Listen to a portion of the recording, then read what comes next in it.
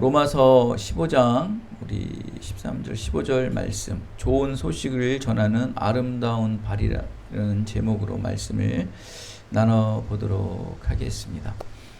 여러분, 세상에는 정말 다양한 소식들이 많이 있지 않습니까? 오늘도 카톡을 아침에 열어보니까 새벽에 엄청난 일이 있었더라고요. 그죠? 아파트 그 지하에서 그런 강력 사건이 있었대요. 성추행이 일어나가지고 아파트 현관 비밀번호까지 열고 들어가서 굉장한 정말 위험한 상황까지도 있었다고 합니다. 그래서 경찰 버스도 동원하고 경찰이 한 수십 명 와서 지하에서 이렇게 잠복근무하면서 한 7시, 8시 정도 다 돼서 범인을 잡았다고 하더라고요. 계속 숨어 있었대요, 그 아파트 라인에서. 일단 이후에 이제 예배 끝나고 또 그런 얘기 나눠보도록 하는데, 이렇게 정말 기쁜 소식도 있고 이렇게 참 안타까운 소식도 있고, 얼마나 다양한 소식들이 우리 안에 들려옵니까? 정작 이 다양한 소식들이 쉽사리 믿기 어려울 때도 있죠. 우리가 어떤 소식들을 들었을 때 믿지 못하는 이유가 뭘까요? 바로 그 좋은 소식을 좋은 소식으로 받아들여야 좋은 소식이 되는데, 그 좋은 소식을 좋은 소식이라 받아들이지 않기 때문에 그 소식이 믿지 못하고 관심이 없게 되는 것입니다. 세상에는 정말 다양한 소식들이 아직도 여러분 인생 삶 속에 들려지게 되고 또 펼쳐지게 될 것입니다, 여러분. 이런 현상은 왜 이렇게 좋은 소식이 누구에겐 믿어지고 누구에게는 믿어지지 않을까? 현대 사회를 이렇게 살아가는 현대인들의 삶을 보면은 이 믿음을 한 차원 낮은 단계로 보는 경향이 굉장히 많죠.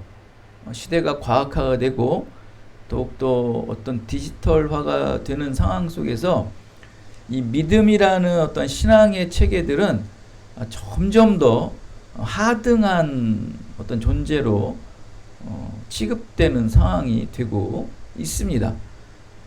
저는 어저께 1시 넘게끔 그 EBS에서 하는 그 명작 영화를 봤는데요. 만용의 샘이라는 영화입니다. 이브 몽땅이 나오고 유명한 프랑스 영화인데, 그게 원래 2부까지 있어요. 제가 예전에 그 영화를 너무 좋아해가지고 다시 한번 보려고 많은 그런 매체들을 찾아서 보려고 했더니, 그렇게 오래된 영화인데도 아직도 돈 주고 구매를 해야 된다는 거예요. 그래서 보지 못하고 있다가 이렇게 이제 시간이 나는 차에 영화를 1부를 보고 이제 다음 주에 또 2부를 합니다. 그래서 아주 집중 있게 1시간 넘게까지 참 재밌게 보았어요. 세상에는 참 불행한 일들이 참 많아요. 참 괴로운 일도 많고. 그런데 여러분도 인생에 살아가면서 또 좋은 소식들, 과연 그것을 믿음으로 받아낼 수 있는가? 이렇게 믿음의 어떤 존재들이 이렇게 하등의 문제로 전락해버리는 이런 시대에 과연 신앙을 지키고 참된 진리인 이 복음의 메시지들을 우리가 어떻게 전파해야 되는가? 굉장한 미지수입니다. 기적과 같은 일이 요즘 시대에는 잘 일어나지가 않아요. 교회 내에서도 그렇고 일상 삶 속에서도. 이성이나 과학으로 증명된 합리적인 것들, 또 대중들에게 어필되어서 충분히 설명이 가능한 것들만 사람들이 확신하려 하고 믿으려 하고 있습니다. 그러기에 이 보여지는 충분한 증명 없이는 사람들은 무엇이든지 믿으려 한다는 것은 미련한 것이겠죠. 또 보이지 않는 그 믿음의 실체를 믿으라 그러면 그거는 그 사람들에게는 미련한 것이다라고 하는 거예요. 시대가 그렇지 않아요. 여러분도 그렇지 않나요? 저도 그런 어떤 이성과 합리주의에 살아가는 후예들이에요. 여러분도 이성과 합리주의에 살아가는 후예들이고 저 또한 이성과 합리주의로 살아가는 후예예요. 후예들이라고요. 그러니까 어쩔 수가 없어요, 인간이. 학문이 발달되고 과학이 발달되고 논리가 발달될수록 충분한 동의와 또 지적 우리의 만족이 있어야지만 그것을 좋은 소식이라고 단정할 수 있는 시대가 된 겁니다. 그런 하나님께서는 그 이성과 믿음이라는 이 두 가지 선물을 우리에게 주셨어요. 때로는 이성도 사용할 수가 있고요. 때로는 믿음도 사용할 때가 있는 거예요. 여러분 다 믿음으로 살다가는 정말 피곤한 삶을 살고 많은 또 종교적인 그런 불신들을 사람들에게 보여줄 수가 있습니다. 그렇다고 해서 또 너무 이성과 합리적으로 살아가는 것 또한 또 하나님을 너무나 멀리하고 위배된 삶을 살게 되면은 거기에 대한 결과의 후폭풍은 또 굉장히 클 수가 있어요. 그러니까 하나님께서는 이 두 가지의 트랙을 주신 거, 이 땅에 살아갈 때 이성과 또 믿음이라는 두 가지 실체를 주었는데 그것을 잘 적절하게 하나님의 선물을 사용을 해야 되고 있는데 지금 이 균형감이 너무나 무너졌어요. 이성과 합리와 과학이라는 것이 이 믿음을 완전히 하등한 존재로 하등한 것으로 만들어버리는 위험한 상황에 처해 있습니다. 이거는 뭐 사상이나 또 어떠한 체제 속에서도 종교는 어떠한 적대적인 관계로 전락하는 위험한 상황까지도 오게 되고 있습니다. 공산주의나 또 사회주의, 또 공리주의 이런 데서 믿음을 보는 것들은 자기들의 어떤 이념이나 사상들을 무너뜨리는 암적인 존재라고 해서 그들은 종교, 특히 기독교를 많이 말살하고 공격을 하는 경우가 상당히 많이 있고 또 지금 우리나라도 어떠한 좌편향적인 주의로 치우치다 보니까 정권이 2달, 3달밖에 안 됐는데 한국의 가장 큰 교회인 순복음교회 또 김장한 목사의 그런 종교적인 곳에 압수수색을 들어가는 어떤 이런 세레모니를 보이면서 종교를 특히 기독교를 공격하는 모습을 볼 때 안타까운 것들이 현실 속에 들어가고 있는 것이죠. 그만큼 이 믿음은 이 시대에 특히 문명화된 시대, 디지털화된 시대에 아주 공격거리, 먹잇감거리가 되기에 딱 좋은 상황이 현실에 놓여 있다. 이런 상황에 여러분들이 과연 복음을 전하는 그리스도인으로서 살아갈 수 있고 또 우리 기쁨누리 장로교회가 과연 견뎌낼 수 있을까? 여러분 한번 생각을 해보자고요. 하나님께서는 분명 두 가지 선물을 이성과 믿음이라는 것을 주었지만 적용을 잘 해야 돼요. 그렇다면 여러분 믿음이 적용되는 곳은 대체 어디일까요? 다 이성과 합리적인 것에만 적용될까요? 과학이 아무리 발달된 이 시대에도요, 이성이 아무리 발달된 이 시대에도요, 믿음이 필요한 경우가 무지수로 많습니다. 여러분 한번 찾아볼까요? 예를 들면은 위급한 상황 경우가 있어요. 사람이 살다 보면 위급한 경우가 좀 있죠. 왜 없겠습니까? 한번 이렇게 상상을 해봅시다. 새벽에 잠을 자고 있는데 한밤중에 새벽 3, 4시에 문을 막 누가 두드려요. 그래서 깜짝 놀라 이제 우리는 강아지를 키우니까 강아지들이 짖으니까 나가보겠죠. 그런데 옆집 사람이 윗집에 불이 났으니까 빨리 대피하라는 거예요. 그럼 과연 그 말을 듣고 여러분은 어떻게 할까요? 믿음을 발동할까요? 이성을 발동할까요? 왜 불이 났나? 개인적인 사고로 인해서 불이 났느냐? 아니면 전기 누전으로 인해서 불이 났느냐? 지금 그 옆집 찾아온 이웃은 다급해가지고 내려가라고 하는 상황인데 우리는 거기 상황에서 이성을 발동할 때인가요? 여기서 무엇을 발동해야 되는 게 맞는 거죠? 믿음을 발동해야 되잖아요. 그래야 살잖아요. 그렇지 않고 괜찮을 거야. 전기 누전이면은 좀 타다가 말 거야. 이래가지고 자기 어떤 이성과 합리와 과학적인 논리로 그 위험한 상황, 다급한 상황을 무시하고 방 안에 있다가 연기가 가득 차서 죽을 수도 있어요. 그때는 그런 이성보다는이 아니고 믿음이죠. 믿음이 즉각 피할 수 있어야죠. 사느냐 죽느냐의 문제인데 여기서 이성을 발휘한다. 어리석은 거겠죠. 대피하라는 말을 농담처럼 겪다가는 큰 불행을 당하는 경우가 있습니다. 그런 경우가 여러분 무지수로 많습니다. 여러분 대표적인 것이 창세기 19장에 보면은 아브라함의 조카 룻이 나오죠. 소돔과 고모라가 멸망할 것이다. 피하라는 천사의 말을 듣고 룻은 뭐 말할 것도 없이 아내와 자녀들에게 피신을 가지만 그 사위들은 그것을 농담으로 듣습니다. 위급한 상황에 그들은 이 룻의 말을 농담으로 여기고 피신하지 않습니다. 그들은 결국 그곳 소돔과 고모라에서 불에 타서 죽었겠죠. 뭐 죽었다는 말은 나오지 않지만 뭐 멸망했다는, 소돔과 고모라가 멸망을 했으니까 뭐 살아났겠어요. 죽었겠죠. 그것은 믿음으로 믿지 않고 그들의 경험과 그들의 이성과, 그죠? 그것을 위해서 그들은 발동하죠. 그만큼 여러분 믿음이 삶 속에 굉장히 많습니다.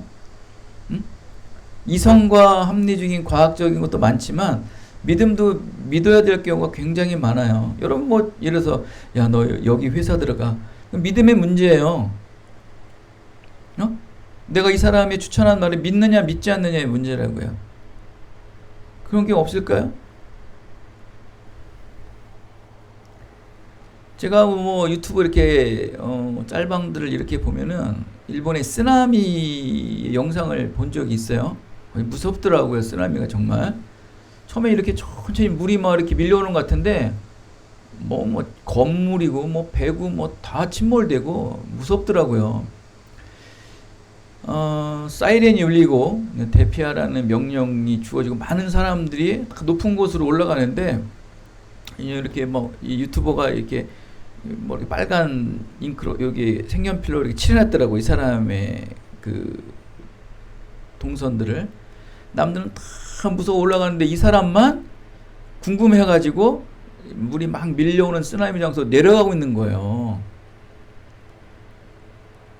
무슨 일이 있나 확인하러. 믿음의 문제죠.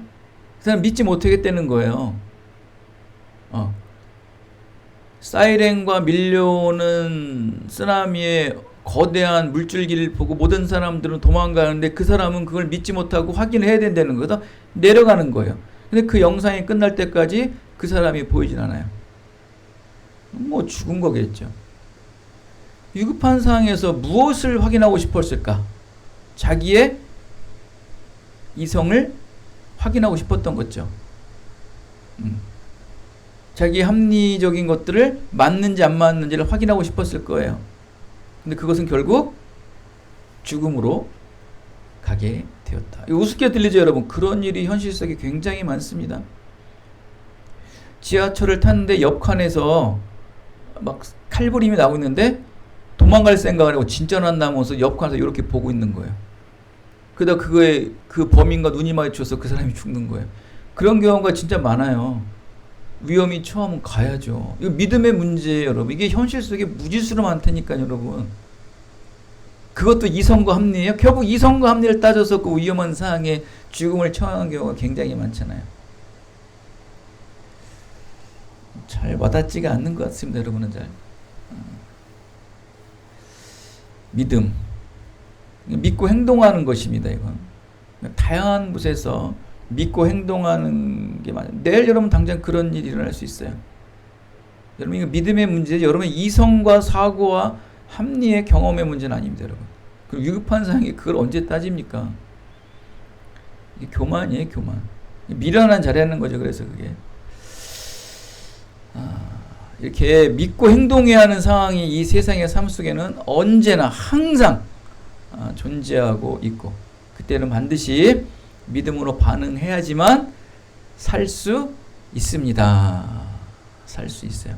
믿음이 필요한 또 하나의 어떤 상태가 있습니다. 바로 인간의 한계예요. 그렇게 어떤 주변에 보여주는 여러 가지 선택이나 상황 속에서도 믿음을 발휘할 때가 있지만 인간의 한계에 부딪혔을 때에 이제 믿음이 드러나는 거예요.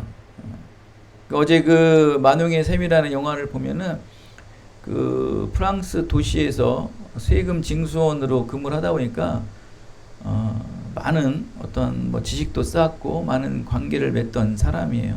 근데 시골로 내려와서 농사를 짓다 보니까 굉장히 자기의 어떤 그 과학적인 또 문헌을 봐서 농사를 짓고 또 그 토착민들은 우습게 보는 거죠. 이 경험으로 해 농사를 져야 되는데 그 사람은 과학적인 책이나 처음엔 잘 되는 것 같다가 결국 비가 오지 않아서 그가 죽음에 처하게 됩니다. 뭐 얘기를 말하면 긴데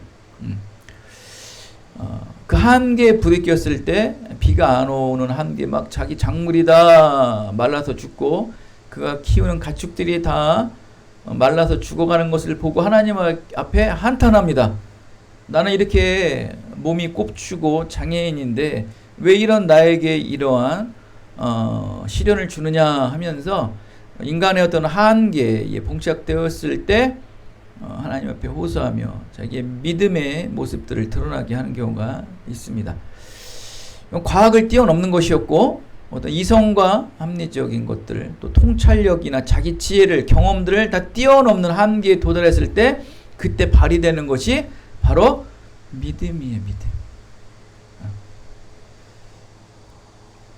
이 믿음이 이렇게 우리의 인생 속에 발휘될 경우가 무지스러 많은데 그것을 여러분이 정리를 하지 않았다 뿐입니다. 이에 사도 바울은 이렇게 말합니다. 세상이 자기 지혜로 하나님을 알지 못하므로 하나님을 아는 것을 자기 지혜로는 도저히 알 수 없다라고 말합니다. 믿음이라는 것은 딱 하나입니다. 다른 게 아니고 하나님을 아는 거예요. 하나님을 믿는 것이 믿음이거든요. 근데 하나님이 어디 있냐고 늘 우리에게 호소를 하죠. 하나님이 어디 있습니까? 하나님은 영이시니 하나님은 보이지가 않습니다. 그 보이지 않는 하나님을 우리가 믿음이라는 하나님의 은혜로 말미암아 신뢰하고 순종해야 된다는 것이 굉장히 어려운 것이죠. 근데 그 하나님을 세상 사람들은 이성과 과학과 합리와 의학으로 하나님을 알려고 하지만 도저히 세상의 지혜로는 하나님을 알 수가 없다라고 오늘 말씀을 합니다. 근데 그들을 알 수 있게 하는 방법은 뭘까요? 그 합리주의에 빠지고 경험주의에 빠지고 과학에 빠지고 문명주의에 빠지고 디지털화에 빠진 그 사람들에게 보이지 않는 하나님을 알 수 있게 하는 지혜가 뭘까요? 오늘 읽었던 말씀, 또 고린도전서 읽었던 말씀, 전도에 미련한 것으로 믿는 자들을 구원하시길 기뻐하신다는 거예요. 전도라는 미련한 거, 이게 미련한 거예요. 이성과 과학, 엄청 발달된 지금의 문명화된 속에서 이 전도라는 그 미련한 방법으로 하나님을 알게 한다. 이거 외에는 없다는 거. 이거는 여러분 그러니까 하나님을 아는 사람들의 방법론이 성경에 기록되어 있어요. 그게 전도예요, 전도. 전도. 전도의 본질은 말씀에 나오지만 방법은 다양할 수가 있어요. 미국에서 아프리카에서 전도하는 방법과 한국에서 전도하는 방법이 다르시 방법은 다를 수 있지만 본질의 전도는 똑같다는 거예요. 근데 전도는 항상 뭐하다? 미련하다. 미련한 방법으로 하나님을 알게 해야 된다는 것입니다. 인간의 지혜로는 하나님을 알 수 없다는 것이죠. 인간은 삶의 성찰 경험, 아무리 지극한 깊은 연구를 통해서라도 하나님을 알 수도 없고 스스로 구원을 이룰 수도 없습니다. 길어야 100년밖에 되지 않는 유한한 생명은 결코 스스로는 영원한 생명이 될 수 없습니다. 그렇기 때문에 하나님께서는 전도의 미련한 방법으로 믿는 자들을 구원하시겠다고 오늘 말씀으로 선포하고 있습니다. 구원이라는 것이 이렇게 인간이 사다리를 타고 스스로 올라갈 수 있으면 얼마나 좋겠습니까? 늦더라도 구원만 이루는데 사다리를 타고 하늘로 올라갈 수만 있다면 갈 수 있겠죠. 그러나 구원이라는 것이 인간이 사다리를 타고 올라가는 그러한 방법을 써서 되는 게 아닙니다. 인간이 스스로의 노력으로 구원을 이루는 것이 결코 아니라는 것입니다. 영생의 자리로 들어갈 수 있도록 하나님께서 길을 열어두셨어요.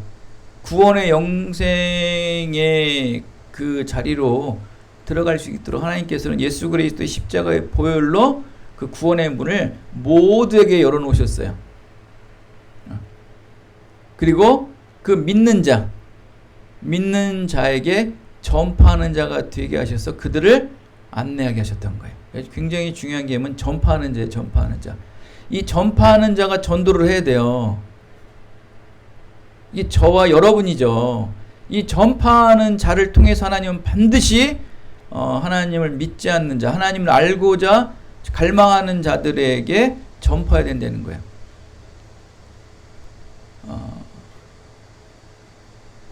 그래서 오늘 말씀에 그래서 전파하는 자가 없이 오늘 로마서 10장 15절 후반부의 말씀에 보면은 전파하는 자가 없이 어찌 복음을 들으리요. 전파하는 자가 없이 그들이 어떻게 듣느냐는 거예요. 여기에 주체는 전파하는 자예요. 전파하는 자. 전파하는 자가 없이 어찌 부르리요. 듣지도 못한다는 거예요. 이 사람들이 하소연하는 거예요. 믿어오는 사람들이 나중에 심판대 앞에서 저에게 전파하는 사람이 내 주위에 아무도 없었어요. 여러분의 주변에 뭐 친구도 있었고 누구도 있는데 안 했다는 거예요. 하소연하겠죠. 그 화가 누구한테 갈까요? 전파하자는 여러분들에게 가는 거예요. 그 화는. 여러분들을 위해서 예수님께서는 십자가에 못 박혀 죽으셨잖아요. 그 은혜의 공로를 여러분은 감사 여기지 않고 전파하지 않은 거예요. 그래서 자기는 복음의 말을 한 번도 안 들어봤다는 거예요. 그건 전파하지 않은 자에게 화가 임하게 되는 거란 말이에요. 그만큼 전파하는 자가 없어 어찌 내가 들어가리요. 전파하는 자는 중요합니다. 그래서 이 길을, 천국의 길, 구원의 길을 안내하는 전파자가 얼마나 중요한지를 오늘 제목과 같이 아름답도다, 좋은 소식을 전하는 자들의 발이요. 하나님께서 이 복음을 전파하는 자에게 아름다운 사람이라고 얘기를 하는 거예요.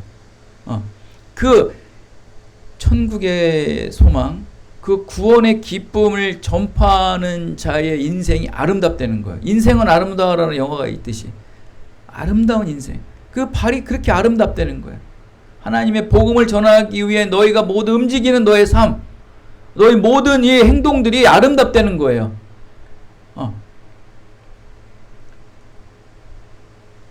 그것이 때로는 좀 우리가 세상적인 방법으로는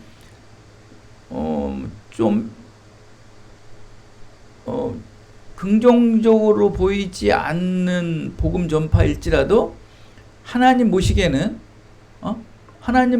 그 행함이 아름답다는 거예요. 발이라는 것은 우리가 행한다는 거 아닙니까? 그가. 여러분, 복음을 전하는데 늘 선하게만 전할까요? 착하고 의롭게만 전하고 선량하고 전하는 것만 복음일까요? 저 무지한 아프리카, 무지한 저 원주민들에게 그들에게 선과 의를 베풀어서 착하고 의롭게 해서만 꼭 복음을 전할까? 그것도 맞는 방법이지만 때로는 강하게도 할 수 있고, 또 이슬람주의 같이 또 완전 이교도들에게도 강하게 그들에게 압력하여서 그들에게 복음이 들어가는 경우도 있는 거예요. 17세기, 18세기 예 보면은 그 산업혁명이 일어나서 많은 식민지들을 잃어가지고 잘 사는 나라를 너무 강탈했다, 이런 것들이 많지 않습니까? 근데 여러분, 이걸 복음적으로 한번 보면 어떤 일이 일어났을까요? 그 약소 민족들에게는 조금 아픔은 있었지만, 괴로움도 있었지만, 그들에게 뭐가 많이 전파됐어요? 근데 하나님은 그거를 아름답게 보는 거지, 내가 학살하고 뭐하고 괴롭게 한 거, 이런 거에 대해서는 하나님의 중심은 바로 그 복음을 전하는 행위의 아름다운 거예요. 이건 이렇게 극단적으로 듣지 마시고 때로는 그런 것도 좋다는 거, 하나님께서. 그만큼 복음을 전하는 자들 하나님께서 아름답게 본다는 거. 당연히 지금 같은 시대에서는 그렇게 하면 안 되죠. 그만큼 많은 시스템도 좋고 환경도 좋으니까 여러 다양한 매체를 통해서 복음을 전하는 게 맞지만 또 그 시대는 그런 우매한 자들, 그런 강팍한 그런 이교도들에게는 그렇게 하고서는 복음이 안 들어가거든요. 하나님께서는 이렇게 복음을 전하는 자들에게는 아름답대요. 하물며 그렇게 강압적으로 해서 복음을 전하는 자도 아름다운데 여러분도 그런 아름답다는 말을 들어야죠. 하나님께서 여러분 아름답다고 할 정도 얼마나 극찬 중에 극찬입니까? 하나님은 가장 극찬하는 게 바로 복음을 전하는 자라는 거예요. 내 아들 예수 그리스도가 너희 죄를 위해서 십자가에 죽으셨다. 나의 형상을 닮은 아름다운 너희들을 내 아들 예수가, 독생자 예수가 인간으로 오셔서 십자가에 죽으심으로 나의 형상을, 하나님의 아버지의 형상을 회복하였다. 여기에 너무 기쁘신 거예요. 하나님께서는. 왜? 지금 이 땅의 삶은 길어야 100년. 그래 힘들게 살 수도 있어요. 안타깝게 살 수도 있어요. 괴롭게 살 수도 있어요. 그러나 그 100년밖에 살지 못하는 인생이 영원토록 천국에서 하나님과 기쁘게 살 수 있는 구원의 소망을 그 한 사람의 복음을 통해서 이루어진다는 거예요. 하나님은 거기에 방점을 찍는 거예요. 그 만영의 셈에서 그 사람은 죽어요. 비참하게 죽어요. 그렇게 노력을 하고 막 눈만 뜨면 물을 뜨러 몇 리까지 가서 수없이 많이 물을 뜨서 죽지만 또 거기서 그 어린 딸이 늘 그 아빠를 따라하면서 물통을 들면서 너무 안타까운 거예요. 근데 결국 피워보지도 못하고 죽어요. 그 땅도 팔려요. 결국. 이후에서는 그 딸이 거기서 그것을 취합니다. 이렇게 안타깝게 죽을 수 있어요. 그러나 그 한 사람의 희생과 한 사람의 열심을 통해서 그의 만용이라는 딸이 만용이라는 딸이 그 아빠의 그 열심, 아빠에 대한 그 열정, 그 목표를 보고 그 딸이 그것을 다시 한번 취하잖아요. 거기에 많은 모략도 있고 많은 아픔도 있을 거예요. 취하잖아요. 여러분 세상에서도 그렇게 어떤 부모나 자기 어떤 선구자의 그런 모습을 보고 비록 그때는 이루지 못했지만 그 목표와 그의 그 열심을 보고 그 후손들이 취하는 것처럼 복음 또한 하나님의 희생을 통해 미랄과 같이 아픔을 통해 비록 그때는 이루지 못했지만 그 이후에 미랄의 거름이 되어서 수많은 싹들을 열매들을 이루는 모습들을 보는 걸 우리는 알 수 있지 않습니까? 그 전파하는 자가 얼마나 중요하냐는 거예요. 북에서 피난 내려온 그 어머니의 복음이 지금 저까지 내려오고 여러분에까지도 복음이 전파된 거 아니겠습니까? 그 희생, 50도 안 돼서 돌아가신 그 할머니의 희생이 열매가 열리는 거예요, 여러분. 그분이 하나님을 믿을 때 가정에 목회자가 나올 거라고 알았겠어요? 하나님께서는 그래서 기쁜 거예요. 이 전파하는 자가 그렇게 아름다운 거예요, 여러분. 우리가 전파하는 게 어떠한 열매가 맺을지 모르는 겁니다, 여러분. 정말 중요한 겁니다, 여러분. 얼마나 귀한 일이겠습니까, 여러분. 죽을 수밖에 없는 운명인데 그 운명을 넘어 영원한 생명으로 이르게 하는 길을 알려준다는 것이 여러분 정말 엄청난 큰 일이에요. 이 복음의 좋은 소식의 내용은 대체 무엇일까요? 그럼 과연 우리가 이 복음을 전하는 내용이 무엇일까요? 아무나 내용도 없이 어떤 그 복음의 본질도 없이 이 복음을 전해야 아무 열매가 열리지 못하는 겁니다. 그러나 이 복음의 내용이 무엇인지를 분명히 알아야 되는 거예요. 그것이 바로 마태복음 28장에 나오는 부활이에요. 부활. 살아나셨다. 생명이 살아났다. 그러니까 우리는 그 생명을 살려야 돼요. 그 영혼을 살려야 된단 말이에요. 여러분이 있는 영혼들을 살려야 되는 사람이 돼야 되는 거예요. 그 살아나셨다. 부활의 생명을 그들에게 전하는 자예요. 이게 바로 복음의 내용이에요. 복음의 내용. 복음의 내용은 예수님께서 부활하셨다. 예수님께서 살아나셨다. 너도 너의 영혼이 살아나야 된다는 거예요. 다시 거듭나 태어나야 된다는 거예요. 이 생명이 빠진 복음의 내용은 복음이 아니라는 거예요. 예수 그리스도께서 살아나셔서 부활의 살아남을 통해서 부활로 살아나야 영원히 사는 거거든요. 부활로 살아나야 영원히 산다고 여러분. 예수님 같이 육신의 죽음 이후에 영원히 부활해야지 영원히 사는 거예요, 여러분. 육신이 히스기야처럼 죽었다 살아나면 또 죽어요, 5년 뒤에. 영원히 살아야 돼, 영원히 부활해야 되는 거예요. 그 영원히 살아나 영원히 살게 되는 거예요. 그 복음의 내용이 여러분이 전하는 복음 속에 반드시 있어야 되는 거예요. 그런데 여러분 보십시오. 그 열매가 얼마나 큰지 아십니까? 예수님이 살아나셨다. 예수님이 부활하셨다. 이 복음의 생명을 가지고 나간 사람들이 초대교회를 세웠어요.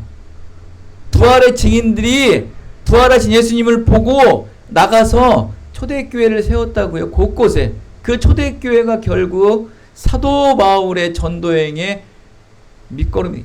사도 바울이요. 그 초대교회 성도들이 나가서 교회를 세우지 않았으면요. 그 로마까지 복음이 못 전해져요, 여러분. 그 역사를 알면 우리가 사도행전 강해서 알잖아요. 어마어마합니다. 곳곳에 다 있어요, 여러분.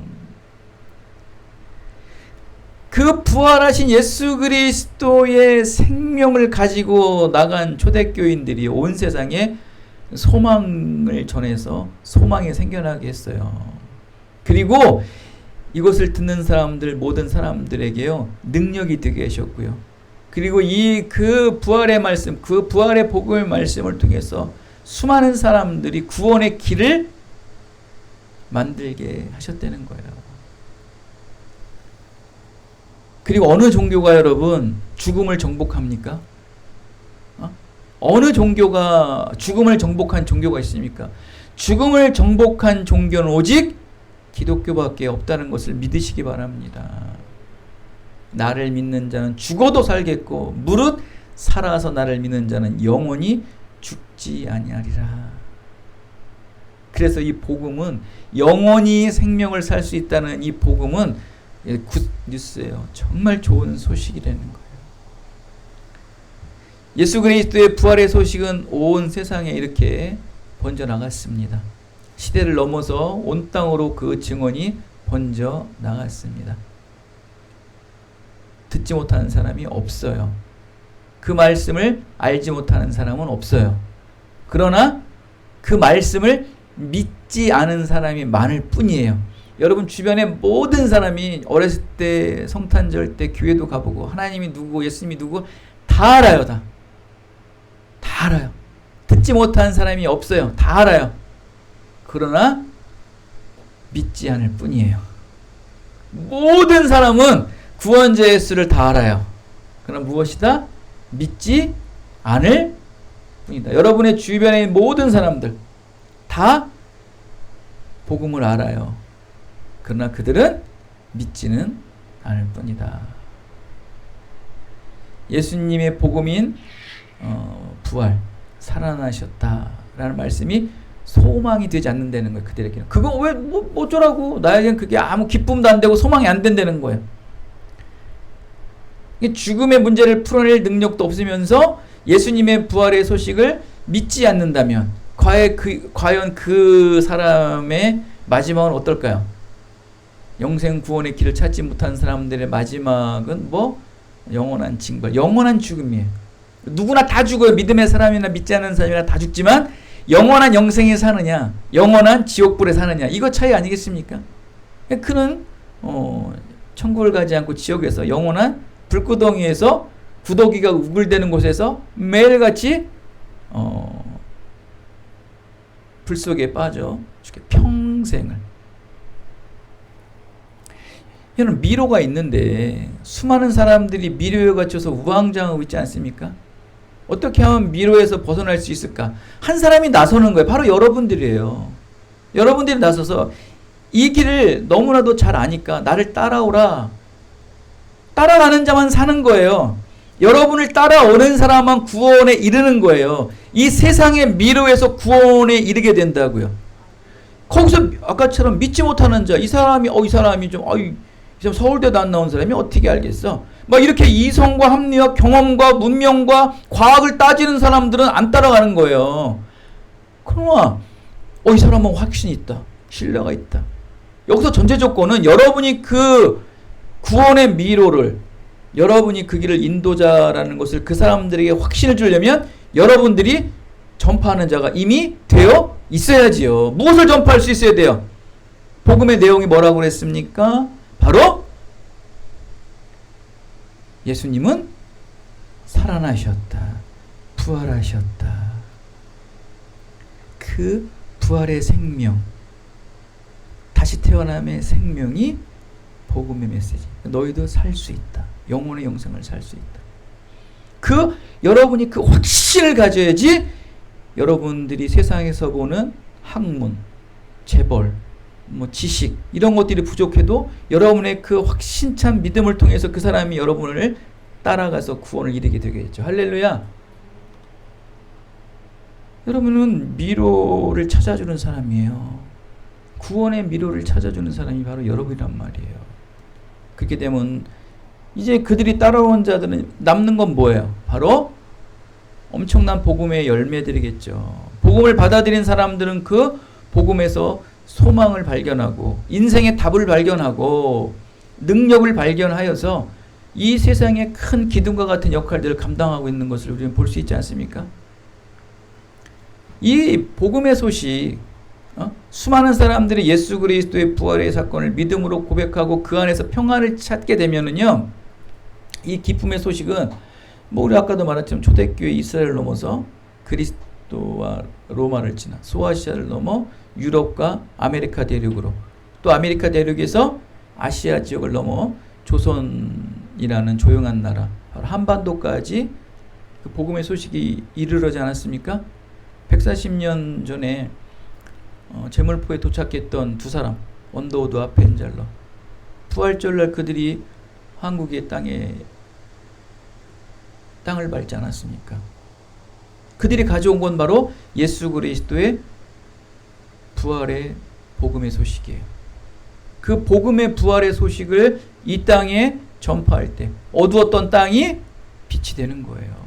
일제 치하에서 신음하고 있는 민족들에게, 나라를 잃은 상황 속에서 힘들어하는 조선의 백성들에게, 또 가난과 패배감에 빠져 있고 절망감에 빠져 있는 그들에게 부활의 소식을 통해서 너희들 이 나라가 잘 살 거야, 미국에서 너희들 원조해 줄 거야, 이런 소식이 아닌 오직 정말 삶과 완전히 결부된 삶과 인생삶, 우리의 일상삶에서 아무런 영향도 없는 예수님이 부활하셨어 라는 이 소식을 통해서 그 절망적인 상황과 환경을 이겨냈다는 거예요. 놀랍지 않나요? 그러한 상황 속에서 교육을 받고 소망을 갖고 예배를 통해서 조선이 개화가 되기 시작하고, 그 개화된 사람들 통해서, 문명화된 사람들 통해서, 교회를 통해서 나라의 자긍심을 갖게 되고